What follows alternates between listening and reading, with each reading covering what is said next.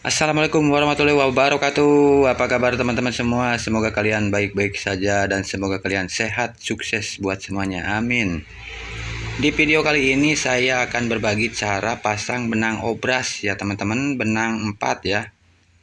Benang obras, pasang benang obras dari awal ya teman-teman. Nah, ini bagian ini benang bawah nih, bagian benang atas yang ke jarum 2 ya teman-teman.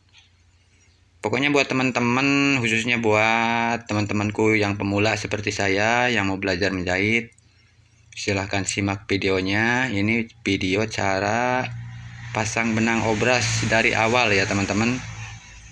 Barangkali ada yang bingung, belum tahu. Nah, ini seperti ini caranya ya teman-teman.